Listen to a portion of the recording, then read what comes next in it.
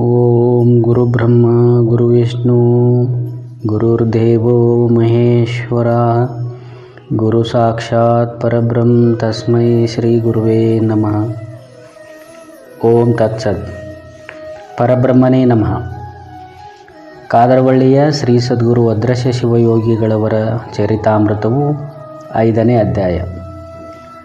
ಶ್ರೀ ಸಾವಳಗಿ ಮಠದ ಚಿನ್ನಯ್ಯ ಸ್ವಾಮಿಗಳು, ಶ್ರೀ ಅದೃಶ್ಯ ಶಿವಯೋಗಿಗಳು ಹಾಗೂ ಶ್ರೀ ಸಂಗೊಳ್ಳಿ ಮಲ್ಲಪ್ಪ ದತ್ತವಾಡಕ್ಕೆ ಹೋದದ್ದು. ಅಂತೂ ಶಿರದೊಳು ಗುರುಗಳಾಜ್ಞೆಯ ಸಂತಸದಿ ಸ್ವಾಮಿಗಳು ಸಾರ್ಧರು ಶಾಂತಿಯ ನೆಲೆಗೊಂಡ ಗುರುಭವನಕ್ಕೆ ತಾವೊಂದು. ಭೂವಾಚಕ ಮಹಾಶಯರೇ, ಹಿಂದಿನ ಅಧ್ಯಾಯದಲ್ಲಿ ಶ್ರೀ ಅದೃಶ್ಯ ಶಿವಯೋಗಿಗಳು ಚಿಕ್ಕೋಡಿಗೆ ಶಿಕ್ಷಕರಾಗಿ ಆಗಮಿಸಿ ಸಕಲ ಗುರುಗಳು ಮತ್ತು ಶಿಕ್ಷಕರ ಪ್ರೀತಿಗೆ ಪಾತ್ರರಾಗಿ ಶ್ರೀ ಸಾವಳಗಿ ಮಠದ ಚಿನ್ಮಯ ಸ್ವಾಮಿಗಳ ಮತ್ತು ಶ್ರೀ ಸಂಗೊಳ್ಳಿ ಮಲ್ಲಪ್ಪನವರ ಸತ್ಸಂಗದಲ್ಲಿ ಕಾಲ ಕಳೆಯುತ್ತಾ ಶ್ರೀ ಸದ್ಗುರು ಬಾಬಾರವರನ್ನು ಅಂತರ್ಧ್ಯಾನದಿಂದ ಪ್ರತ್ಯಕ್ಷ ದರ್ಶನವನ್ನು ಪಡೆದರು ಎಂಬ ವಿಷಯವನ್ನು ಆಲಿಸಿರುತ್ತೀರಿ. ಇನ್ನು ಮುಂದಿನ ಅಧ್ಯಾಯವನ್ನು ಶ್ರದ್ಧೆಯಿಂದ ಭಕ್ತಿಪೂರ್ವಕವಾಗಿ ಆಲಿಸಿ ಕೃತಾರ್ಥರಾಗಿರೆಂದು ಕೋರುತ್ತೇನೆ. ದತ್ತವಾಡದ ಶ್ರೀ ಸದ್ಗುರು ಬಾಬಾ ಮಹಾರಾಜರ ದರ್ಶನದಿಂದ ಮತ್ತು ಅವರು ಅಮೃತವಾಣಿಯನ್ನು ಪಾನ ಮಾಡಿ ಶ್ರೀ ಸದ್ಗುರು ಅದೃಶ್ಯ ಶಿವಯೋಗಿಗಳು ಕೃತಾರ್ಥ ಭಾವನೆಯಿಂದ ತೃಪ್ತರಾಗಿದ್ದರು. ಅವರ ದಿವ್ಯ ಚೇತನದ ಮೂರ್ತಿಯು ಹೃದಯ ಪಟಲದ ಮೇಲೆ ಅಚ್ಚೊತ್ತಿ ನಿಂತಿತ್ತು. ರವಿವಾರ ಯಾವಾಗ ಬಂದಿತು ಎಂಬ ಕುತೂಹಲ ಮತ್ತು ಕಾತುರದಲ್ಲಿ ಶ್ರೀ ಸದ್ಗುರು ಬಾಬಾರವರನ್ನೇ ಮನದಲ್ಲಿ ನೆನೆಯುತ್ತಾ ದಿನಗಳನ್ನು ಕಳೆಯುತ್ತಿದ್ದರು. ರವಿವಾರ ಬಂದ ತಕ್ಷಣವೇ ಶ್ರೀ ಮಲ್ಲಪ್ಪ ಸಂಗೊಳ್ಳಿ ಹಾಗೂ ಶ್ರೀ ಚಿನ್ನಯ್ಯ ಸ್ವಾಮಿಗಳ ಜೊತೆಗೂಡಿ ಶ್ರೀ ಅದೃಶ್ಯ ಶಿವಯೋಗಿಗಳು ಮತ್ತು ಶ್ರೀ ಸಾವಳಗಿ ಮಠದ ಚಿನ್ಮಯ ಸ್ವಾಮಿಗಳವರು ಹಾಗೂ ಶ್ರೀ ಸಂಗೊಳ್ಳಿ ಮಲ್ಲಪ್ಪ ಪೂರ್ವನಗದಿತ ಕಾರ್ಯಕ್ರಮದಂತೆ ಪುಣ್ಯಮಯವಾದ ಪಾರ್ವತಿ ತೀರ್ಥವಾದ ದತ್ತವಾಡಕ್ಕೆ ಹೋಗುವ ಕಾರ್ಯಕ್ರಮವೂ ಇದ್ದುದರಿಂದ ಮರುದಿನ ಬೆಳ್ಳಿ ಚುಕ್ಕಿ ಮೂಡುವ ಮುನ್ನ ಎದ್ದು ಪ್ರಾರ್ಥ ವಿಧಿಗಳನ್ನು ಮುಗಿಸಿ ತಮ್ಮ ತಮ್ಮ ಇಚ್ಛಾನುಸಾರ ಅತಿ ಆನಂದದಿಂದ ಲಿಂಗ ಪೂಜೆಗಳನ್ನು ಮಾಡಿಕೊಂಡು ಜೋಡೆತ್ತಿನ ಚಕ್ಕಡಿಯಲ್ಲಿ ಆಸೀನರಾಗಿ ದತ್ತವಾಡಕ್ಕೆ ಪ್ರಯಾಣ ಬೆಳೆಸಿದರು. ಸಾಕ್ಷಾತ್ ಪರಬ್ರಹ್ಮ ಸ್ವರೂಪಿಗಳಾದ ಶ್ರೀಗಳನ್ನು ಹೊತ್ತೊಯ್ಯುತ್ತಿರುವ ಹೆಮ್ಮೆಯ ಪ್ರತೀಕವೆಂಬಂತೆ ಅತ್ಯಾನಂದದಿಂದ ಎತ್ತುಗಳು ಕೃತಕೃತ್ಯತೆಯನ್ನು ಹೊಂದಿ ಜನ್ಮ ಪಾವನವಾಯಿತೆಂದು ಹರ್ಷದಿಂದ ದತ್ತವಾಡವನ್ನು ತಲುಪಿದವು. ಶ್ರೀ ಸದ್ಗುರು ಬಾಬಾ ಮಹಾರಾಜರ ವಿಶಾಲವಾದ ವಾಡೆಯ ಎದುರುಗಡೆ ಬಂದು ನಿಂತಾಗ ಶ್ರೀ ಅದೃಶ್ಯ ಶಿವಯೋಗಿಗಳಿಗೆ ಶಿವನ ಕೈಲಾಸ ಒಡ್ಡೋಲಗದ ನೆನಪಾಗದೇ ಇರಲಿಲ್ಲ. ದೊಡ್ಡದಾದ ಹೆಬ್ಬಾಗಿಲು ಒಳಗೆ ಪ್ರವೇಶಿಸಿದೊಡನೆ ಇಕ್ಕೆಲಗಳಲ್ಲಿ ವಿಶಾಲವಾದ 2 ಕೊಠಡಿಗಳ ಮುಂದೆ ದೊಡ್ಡದಾದ ಪ್ರಾಂಗಣದ ಮುಂದೆ ಸಭಾಂಗಣದ ಹಿಂದೆ ಮತ್ತು ಇಕ್ಕೆಲಗಳಲ್ಲಿ ಅವರ ಕುಟುಂಬಗಳಿಗೆ ವಾಸಿಸಲು ವಿಶಾಲವಾದ ಬೃಹತ್ ಕೊಠಡಿಗಳು, ಹಿಂದಿನ ಕೋಣೆಯ ಅಂಚಿನಲ್ಲಿ ಪಾಕಗೃಹ, ಸ್ನಾನಗೃಹ ಮತ್ತು ಭೋಜನಶಾಲೆಯಿಂದ ಹೊರಹೊಮ್ಮಿದರೆ ವಿಶಾಲವಾದ ಬಯಲು, ಆ ಬಯಲಿನಲ್ಲಿ ಕಾಮಧೇನುವಿನಂತಿರುವ ಗೋಮಾತೆಯರ ಸಾಲು, ಹೀಗೆ ಕೈಲಾಸವೇ ಧರೆಗಿಳಿದು ಬಂದಂತೆ ಮನಕ್ಕೆ ಮುದ ನೀಡುವ ಕೈಲಾಸದಂತೆ ಶ್ರೀ ಸದ್ಗುರು ಬಾಬಾರವರ ವಾಡೆಯನ್ನು ಪ್ರವೇಶಿಸಿದಾಗ ತಕ್ಷಣ ಶ್ರೀ ಸದ್ಗುರು ಬಾಬಾ ಮಹಾರಾಜರವರ ಅಕ್ಕಳಾಗಿರುವ ಮಾತೋಶ್ರೀ ತಾಯವ್ವ, ಧರ್ಮಪತ್ನಿಯರಾದ ಮಾತೋಶ್ರೀ ಬಾಯಕ್ಕ ಹಾಗೂ ಸಕಲ ಜೀವರಾಶಿಗಳಿಗೆ ಮಾತೋಶ್ರೀಯು ಅನ್ನಪೂರ್ಣೇಶ್ವರಿಯ ಸಾಕ್ಷಾತ್ ಸ್ವರೂಪಳು ಆಗಿರತಕ್ಕಂತಹ ಮಾತೋಶ್ರೀ ಗೌರಮ್ಮ ತಾಯಿಯವರು ಮತ್ತು ಮಕ್ಕಳಾದ ಮಾತೋಶ್ರೀ ಕೃಷ್ಣಾಬಾಯಿ, ಮಾತೋಶ್ರೀ ಸಂತುಬಾಯಿ, ಮಾತೋಶ್ರೀ ತಾರಕ್ಕ, ಮಾತೋಶ್ರೀ ಗಂಗಮ್ಮನವರ ಮಕ್ಕಳು ಆಗಮಿಸಿ ಶ್ರೀ ಅದೃಶ್ಯ ಶಿವಯೋಗಿಗಳು ಮತ್ತು ಚಿಕ್ಕೋಡಿಯ ಶ್ರೀ ಚಿನ್ನಯ್ಯ ಸ್ವಾಮಿಗಳಿಗೆ ಗಂಗೋದಕವನ್ನು ನೀಡಿ ಆರತಿಯನ್ನು ಎತ್ತಿ ಬರಮಾಡಿಕೊಂಡರು. ಬ್ರಹ್ಮಾಂಡ ನಾಯಕ ಶ್ರೀ ಸದ್ಗುರು ಬಾಬಾರವರಿಗೆ 1ನೇ ಕುಟುಂಬ ಕರಗಾಂವ್ ಗೌಡರ ಮನೆತನದ ಕನ್ಯೆ ಮಾತೋಶ್ರೀ ಬಾಯಕ್ಕ ಅವರಿಂದ ಜನಿಸಿದ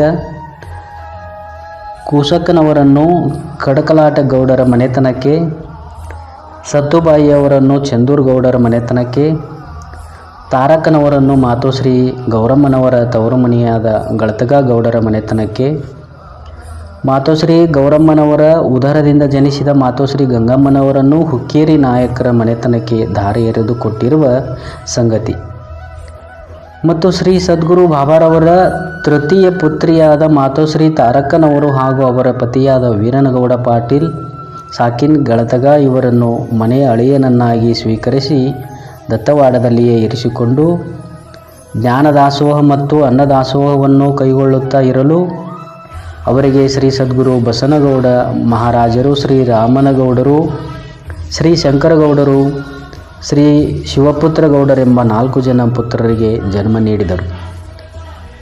ಅವರಲ್ಲಿ ಶ್ರೀ ಸದ್ಗುರು ಬಸಗೌಡರು ದತ್ತವಾಡ ಮಹಾಕ್ಷೇತ್ರದ ಬ್ರಹ್ಮಾಂಡ ನಾಯಕ ಸದ್ಗುರು ಬಾಬಾ ಮಹಾರಾಜರ ಉತ್ತರಾಧಿಕಾರಿಗಳಾಗಿ, ಶ್ರೀ ಸದ್ಗುರು ಬಸವರಾಜ ಮಹಾರಾಜರಾಗಿ, ಪವಾಡ ಪುರುಷರಾಗಿ, ಮುಮುಕ್ಷಾರ್ಥಿಗಳಿಗೆ ಮೋಕ್ಷದ ದಾರಿಯನ್ನು ನೀಡಿದ ದಿವ್ಯ ಚೇತನವಾಗಿದ್ದಾರೆ. ಶ್ರೀ ಅದೃಶ್ಯ ಶಿವಯೋಗಿಗಳವರಿಂದ ಮಸ್ತಕಾಭಿಷೇಕವಾಗಿ ಶ್ರೀ ಸದ್ಗುರು ಬಾಬಾ ಮಹಾರಾಜರ ಪೀಠಾಧಿಕಾರಿಗಳಾಗಿ ವಿರಾಜಮಾನರಾದರು. ಕಾದರವಳ್ಳಿಯ ಮೊದಲನೆಯ ಕುಂಭಮೇಳ ಸಪ್ತಾಹದಲ್ಲಿ ಶ್ರೀ ಅದೃಶ್ಯ ಶಿವಯೋಗಿಗಳಿಂದ ಮಲಪ್ರಭಾ ಹೊಳೆಯ ದಡದಲ್ಲಿ ಗೌಡರ ಮಾವಿನ ತೋಪಿನಲ್ಲಿ ಪ್ರಥಮ ಗುರುಪೂಜೆಯನ್ನು ಸ್ವೀಕರಿಸಿದ ಮಹಾನುಭಾವಿಗಳಿವರು. ಹುಬ್ಬಳ್ಳಿಯ ಶ್ರೀ ಶಿವಪುತ್ರ ಸ್ವಾಮಿಗಳವರ ಕೃಪಾ ಕಟಾಕ್ಷದಲ್ಲಿ ಶ್ರೀಮನ್ ನಿಜಗುಣ ಶಿವಯೋಗಿಗಳ ಷಟ್ಶಾಸ್ತ್ರಗಳನ್ನು ಅಧ್ಯಯನ ಮಾಡಿ ಬಸವಾದಿ ಪ್ರಮಥರ ವಚನಗಳನ್ನು ಷಟ್ಶಾಸ್ತ್ರಕ್ಕೆ ಹೊಂದಿಸಿ ಶಾಸ್ತ್ರ ಹೇಳುವ ಜಾಣ್ಮೆ ಮತ್ತು ಪಾಂಡಿತ್ಯ ಇವರಿಗೆ ಕರತಲಾಮಲವಾಗಿತ್ತು. ಕಾದರವಳ್ಳಿಯ ಕುಂಭಮೇಳ ಸಪ್ತಾಹದಲ್ಲಿ ಪ್ರತಿ ವರ್ಷ ಭಾಗವಹಿಸಿ ಈ ಭಾಗದ ಮುಮುಕ್ಷಾರ್ಥಿಗಳಿಗೆ ದರ್ಶನ ನೀಡಿ ಮುಕ್ತಿ ಪದವಿಯನ್ನು ನೀಡುತ್ತಾ ಶ್ರೀ ಸೀಮಿಮಠದ ಸದ್ಗುರು ಅಪ್ಪಯ್ಯ ಶಿವಯೋಗಿಗಳವರ ಹೃತ್ಕಮಲದಲ್ಲಿ ಸದಾವಕಾಲ ವಾಸಿಸಿ ಅವರ ಜೊತೆಗೆ ವಚನಾಧ್ಯಯನ ಮಾಡಿ ಶಾಸ್ತ್ರಗಳಲ್ಲಿ ಅತ್ಯಂತ ಸರಾಗವಾಗಿ ಹಾಡಿ ಶಿಷ್ಯರನ್ನು ರಂಜಿಸುತ್ತಿದ್ದರು.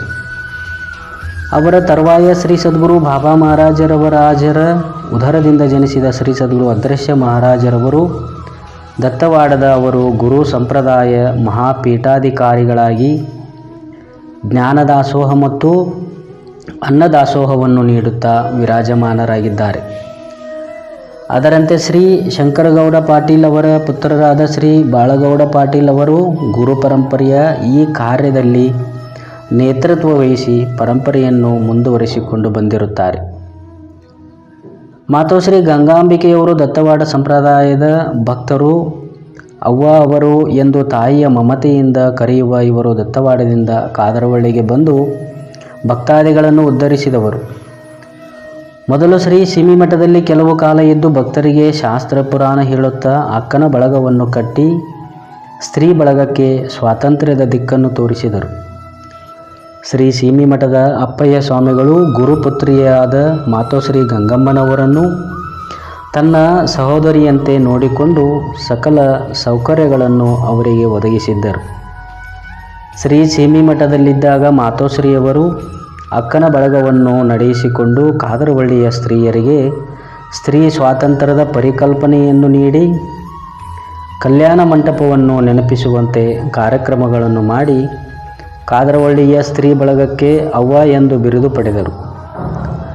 ಅನಂತರ ಅವರು ಕೆಲವು ದಿವಸ ಶ್ರೀ ಸಿದ್ದಗೌಡರು ಪಾಟೀಲ್ ಮನೆಯಲ್ಲಿದ್ದು ಮುಂದೆ ಚಿಕ್ಕೋಡಿ ಮತ್ತು ನಿಪ್ಪಾಣಿಯಲ್ಲಿ ಶ್ರೀ ಚಿನ್ನಯ್ಯ ಸ್ವಾಮಿಗಳು ಮುಚ್ಚಂಡಿಮಠ ಸನ್ 1959ರಿಂದ 1961ರವರೆಗೆ ಅವರ ಜೊತೆಗೆ ವಾಸವಾಗಿ ಅವರ ಮಕ್ಕಳಿಗೆ ಪಾರಮಾರ್ಥಿಕ ಜ್ಞಾನವನ್ನು ನೀಡಿ ಅವರ ಮಗನಾದ ಗಂಗಾಧರನಿಗೆ ಒಂದು ತಾಮ್ರದ ತಂಬಿಗೆಯನ್ನು ಕೊಟ್ಟು ಜೀವನದುದ್ದಕ್ಕೂ ಇವರ ತುಂಬೆಲ್ಲ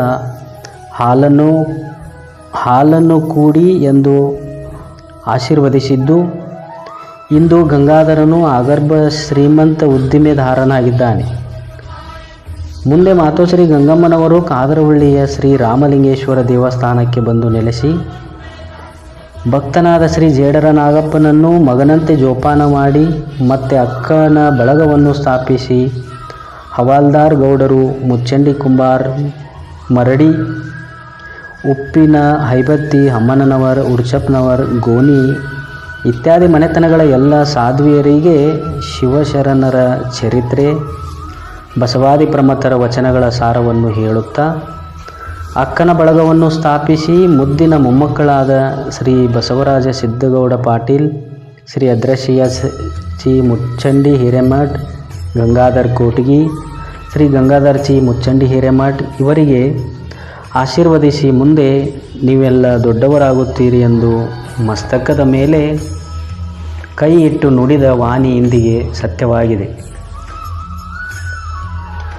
ಹವಾಲ್ದಾರ್, ಕುಂಬಾರ ಮತ್ತು ಗೌಡರ ಮನೆತನದ ಸಾಧ್ವಿಯರು ಅತ್ಯಂತ ಗೌರವಪೂರ್ವಕವಾಗಿ ನೋಡಿಕೊಳ್ಳುತ್ತಿದ್ದರು. ಆದ್ದರಿಂದ ಶ್ರೀ ರಾಮಲಿಂಗೇಶ್ವರ ಗುಡಿಗೆ ಇಂದಿಗೂ ಆಹ್ವಾನ ಗುಡಿ ಎಂದು ಪ್ರತೀತಿ ಇದೆ ಅವ್ವಾನ ಗುಡಿ ಎಂದು ಪ್ರತೀತಿ ಇದೆ ಎಂಬ ಅಂಶವನ್ನು ವಾಚಕರು ಗಮನಕ್ಕೆ ತರಬಯಸುತ್ತೇನೆ. ಶ್ರೀ ಅದ್ರಶ್ಯ ಶಿವಯೋಗಿಗಳವರ ಆಗಮನವಾಗುವುದನ್ನು ಮೊದಲೇ ಅರಿತಿದ್ದ ದತ್ತವಾಡದ ಪುಣ್ಯಕ್ಷೇತ್ರದ ಜನ ಆನಂದಭರಿತರಾಗಿ ಹರ್ಷೋದ್ಗಾರದಿಂದ ಹರಹರ ಮಹಾದೇವ್, ಪುಣ್ಯಕ್ಷೇತ್ರದ ಜನ ಆನಂದಭರಿತರಾಗಿ ಹರ್ಷೋದ್ಗಾರದಿಂದ ಹರಹರ ಮಹಾದೇವ್ ಎಂದು ಮೂವರು ಶ್ರೀ ಸದ್ಗುರುಗಳ ಆಶೀರ್ವಾದ ಪಡೆದು ಕೃತಕೃತ್ಯರಾದರು. ಇಬ್ಬರು ಬಂದು ಶ್ರೀ ಸದ್ಗುರು ಬಾಬಾರವರ ಅಡಿದಾವರೆಗಳಿಗೆ ಪೊಡಮಟ್ಟರು. ಶ್ರೀ ಅದ್ರಶ್ಯ ಶಿವಯೋಗಿಗಳಿಗೆ ನಿನ್ನೆ ಕಂಡ ಆ ದಿವ್ಯ ತೇಜೋಮೂರ್ತಿಯನ್ನು ಪ್ರತ್ಯಕ್ಷ ಕಂಡು ಅತೀವ ಆನಂದದಿಂದ ತನ್ಮಯವಾಗಿ ಕಣ್ಗಳು ತುಂಬಿದ ಬಳಿಕ ನೋಡಲಿಲ್ಲ, ಕಿವಿ ತುಂಬಿದ ಬಳಿಕ ಕೇಳಲಿಲ್ಲ, ಮನ ತುಂಬಿದ ಬಳಿಕ ನೆನೆಯಲಿಲ್ಲ, ಕೈಗಳು ತುಂಬಿದ ಬಳಿಕ ಪೂಜಿಸಲಿಲ್ಲ. ಮಹಾಂತ ಕೂಡಲ ಸಂಗಮ ದೇವ ಎಂಬಂತೆ ತೃಪ್ತರಾಗಿ ತಂದೆ ನೀನು, ತಾಯಿ ನೀನು, ಬಂಧು ನೀನು, ಬಳಗ ನೀನು, ನೀನಲ್ಲದೆ ಮತ್ತಾರು ಎನಗೆ ಇಲ್ಲವಯ್ಯ ಕೂಡಲ ಸಂಗಮ ದೇವ.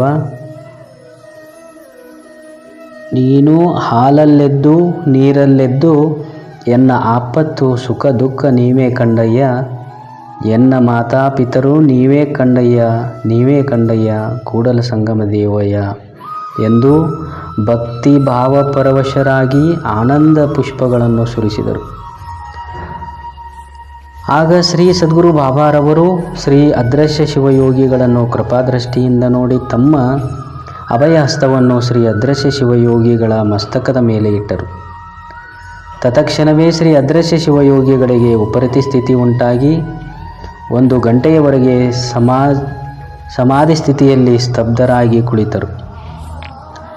ಶ್ರೀ ಅದ್ರಶ್ಯ ಶಿವಯೋಗಿಗಳಿಗೆ ಸದ್ಗುರುಗಳ ಕೃಪಾ ಕಟಾಕ್ಷ ದೃಷ್ಟಿಯ ಪ್ರಭಾವದಿಂದ ಮತ್ತು ಮಹಾತ್ಮರ ದರ್ಶನ ಸ್ಪರ್ಶನದಿಂದ ಪುಳುಕಿತರಾದರು. ಅವರು ಸ್ವಾನಂದದಲ್ಲಿ ತೇಲಾಡುತ್ತಾ ಬ್ರಹ್ಮಾನಂದವನ್ನು ಹೊಂದಿದರು ಎಂದು ಮಗುವನ್ನು ತಾಯಿ ಅಂತಃಕರಣದಿಂದ ನೋಡುವಂತೆ ನೋಡಿ ಅತೀವ ಆನಂದದಿಂದ ಬಿಗಿದಪ್ಪಿ ಭಕ್ತಿ ಎಂಬ ಪೃಥ್ವಿಯ ಮೇಲೆ ಗುರುವೆಂಬ ಬೀಜವಂಕುರಿಸಿ ಲಿಂಗವೆಂಬ ಎಲೆಯಾಯಿತು. ಲಿಂಗವೆಂಬ ಎಲೆಯ ಮೇಲೆ ವಿಚಾರವೆಂಬ ಹೂವಾಯಿತು. ಆಚಾರವೆಂಬ ಕಾಯಾಯಿತು. ನಿಷ್ಪತ್ತಿ ಎಂಬ ಹಣ್ಣಾಯಿತು.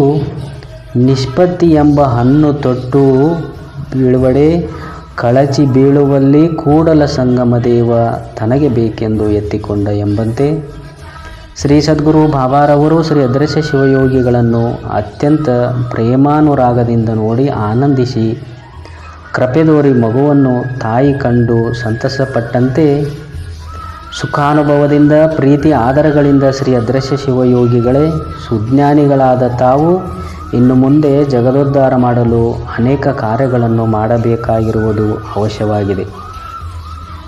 ನಿಮ್ಮಿಂದ ಅನೇಕ ಜೀವರಾಶಿಗಳು ಉದ್ಧಾರವಾಗಬೇಕಾಗಿದ್ದು ಜೀವನ್ಮುಕ್ತರಾಗಬೇಕಾಗಿದೆ. ಮುಮುಕ್ಷಾರ್ಥಿಗಳಿಗೆ ಸುಜ್ಞಾನವನ್ನು ನೀಡಿ ಮೋಕ್ಷ ಸಾಧನೆಯ ಮಾರ್ಗವನ್ನು ನೀಡುವ ಸದ್ಗುರುಗಳಾಗಬೇಕಾಗಿರುವುದು ಅವಶ್ಯವಾಗಿದೆ. ನೀವು ಈ ಶಿಕ್ಷಕ ವೃತ್ತಿಯ ಜೊತೆಗೆ ಈ ಬೃಹತ್ ಕಾರ್ಯವನ್ನು ತಾವು ಕೈಗೊಳ್ಳಬೇಕಾಗಿದೆ ಎಂದು ಆಶೀರ್ವಾದ ಮಾಡಿದರು. ಆಗ ಜ್ಞಾನದ ಬಲದಿಂದ ಅಜ್ಞಾನದ ಕೇಡು ನೋಡಯ್ಯ, ಜ್ಯೋತಿಯ ಬಲದಿಂದ ಕತ್ತಲೆಯ ಕೇಡು ನೋಡಯ್ಯ, ಪರುಷದ ಬಲದಿಂದ ಅವಲೋಹದ ಕೇಡು ನೋಡಯ್ಯ, ಕೂಡಲ ಸಂಗಮ ದೇವ ನಿಮ್ಮ ಅನುಭಾವಿಗಳ ಸಂಘದಿಂದ ಎನ್ನ ಭವದ ಕೇಡು ನೋಡಯ್ಯ, ಎಂದು ಆನಂದಭರಿತರಾಗಿ ನಲಿದಾಡಿದರು. ಕೂಡಿದ ಎಲ್ಲ ಸದ್ಭಕ್ತರಿಗೆ ಶ್ರೀ ಅದೃಶ್ಯ ಶಿವಯೋಗಿಗಳ ಪರಿಚಯ ಮಾಡಿಕೊಡುತ್ತಾ ಶ್ರೀ ಉಳವಿಯ ಚನ್ನಬಸವೇಶ್ವರನ ಅಪರಾವತಾರಿಗಳಾದ ಗರಗದ ಶ್ರೀ ಗುರು ಮಡಿವಾಳೇಶ್ವರರೇ ಇಂದು ಅದೃಶ್ಯ ನಾಮರೂಪದಿ ಅವತರಿಸಿ ಬಂದಿರುವ ಮಹಾಪುರುಷರಿವರು. ಇವರಿಂದ ಜಗದೋದ್ಧಾರವಾಗಲಿದ್ದು ವೇದೋಪನಿಷತ್ತುಗಳಲ್ಲಿ ಹೇಳಿದಂತೆ ಅಹಂ ಬ್ರಹ್ಮಾಸ್ಮಿ ಎಂಬ ತತ್ವವನ್ನು ಮತ್ತು ಲಿಂಗಾಂಗ ಸಾಮರಸ್ಯದಲ್ಲಿ ಹೇಳಿದಂತೆ ಶರಣ ಸತಿ ಲಿಂಗಪತಿಯಾಗಿ ಲಿಂಗತ್ರಯವಿಡಿದು ಆಚರಿಸಿ ಲಿಂಗದೊಡನೆ ಕೂಡಿ ಲಿಂಗವೇ ತಾನೇ ತಾನಾಗಿ ವಿರಾಜಮಾನವಾಗಿರುವ ಶಿವಯೋಗಿಗಳಾಗಿದ್ದಾರೆ ಎಂದು ಶ್ರೀ ಅದೃಶ್ಯ ಶಿವಯೋಗಿಗಳನ್ನು ಪರಿಚಯಿಸಿದರು. ಆನಂತರ ಶ್ರೀ ಚಿನ್ನಯ್ಯ ಸ್ವಾಮಿಗಳ ಸಾವಳಗಿ ಮಠ ಇವರು ಸಚ್ಚರಣರು ಮತ್ತು ಮಹಾಸ್ವಾಮಿಗಳು ಆಗಿದ್ದು ಶರಣ ಸಂಪ್ರದಾಯದಂತೆ ಗುರು ಲಿಂಗ ಜಂಗಮ ಪಾದೋದಕ ಪ್ರಸಾದಿಗಳು ಮೂಲಕ ಲಿಂಗಾರ್ಚನೆಯ ಮಾಡಿ ಲಿಂಗವೇ ತಾನಾಗಿ ತಾನೇ ಲಿಂಗವಾಗಿ ಲಿಂಗಾರ್ಚನೆಗೈಯುತ್ತ ಕಾಯಕವೇ ಕೈಲಾಸವೆಂದು ಶಿಕ್ಷಕ ವೃತ್ತಿಯನ್ನು ಕೈಗೊಂಡು ಆಗಾಗ್ಗೆ ದತ್ತವಾಡಕ್ಕೆ ಬಂದು ದತ್ತವಾಡದ ಶ್ರೀ ಸದ್ಗುರು ಬಾಬಾ ಮಹಾರಾಜರ ದರ್ಶನ ಪಡೆದು ಹೋಗುತ್ತಿರುವ ಮತ್ತು ತಮ್ಮ ಸಾವಳಗಿ ಮಠ ಚಿಕ್ಕೋಡಿಯಲ್ಲಿ ಪ್ರತಿನಿತ್ಯ ಅಂಕಲಿಗೆ ಅಡವೇಶ್ವರ ಸ್ವಾಮಿಗಳ ಚರಿತ್ರೆ, ಅತನಿ ಮುರುಗೇಂದ್ರ ಸ್ವಾಮಿಗಳ ಚರಿತ್ರೆ, ಸಿರಹಟ್ಟಿ ಫಕ್ಕೀರ ಸ್ವಾಮಿಗಳ ಚರಿತ್ರೆ, ಗರಗದ ಮಡಿವಾಳೇಶ್ವರ ಸ್ವಾಮಿಗಳ ಚರಿತ್ರೆ, ಮುರುಗೋಡ್ ಶ್ರೀಗಳ ಚರಿತ್ರೆ, ಧಾರವಾಡದ ಮುರುಘಾಮಠದ ಶ್ರೀಗಳವರ ಚರಿತ್ರೆ, 3000 ಮಠ ಹುಬ್ಬಳ್ಳಿಯ ಶ್ರೀಗಳ ಚರಿತ್ರೆ ಮತ್ತು ಬಸವಾದಿ ಪ್ರಮಥರ ವಚನಗಳನ್ನು ಬಿಡಿಸಿ ಲಿಂಗಾಂಗ ಸಾಮರಸ್ಯದ ತಿರುಳನ್ನು ಚಿಕ್ಕೋಡಿಯ ಸದ್ಭಕ್ತರಾದ ಶ್ರೀ ಗುರುಲಿಂಗವ್ವ, ಶ್ರೀಮತಿ ಸಿದ್ದವ್ವ ವಂಟಮತಿ ಇತ್ಯಾದಿ ಸದ್ಭಕ್ತರಿಗೆ ಬೋಧಿಸುತ್ತಾ ದತ್ತವಾಡಕ್ಕೆ ಬಂದಾಗ ಶ್ರೀ ಸದ್ಗುರು ಬಾಬಾರವರ ಮೊಮ್ಮಗನಾದ ಶ್ರೀ ಬಸನಗೌಡರಿಗೂ ಮತ್ತು ಚಿಕ್ಕ ಮಗಳಾಗಿರತಕ್ಕಂತಹ ಮಾತೋಶ್ರೀ ಗಂಗಾಂಬಿಕೆಯವರಿಗೂ ಕನ್ನಡ ಭಾಷೆಯನ್ನು ಓದಲು ಮತ್ತು ಬರೆಯಲು ಕಲಿಸಿ ಮೇಲಿನ ಎಲ್ಲ ಚರಿತ್ರೆಗಳನ್ನು ಮತ್ತು ಲಿಂಗಾಂಗ ಸಾಮರಸ್ಯದ ಮಹತ್ವವನ್ನು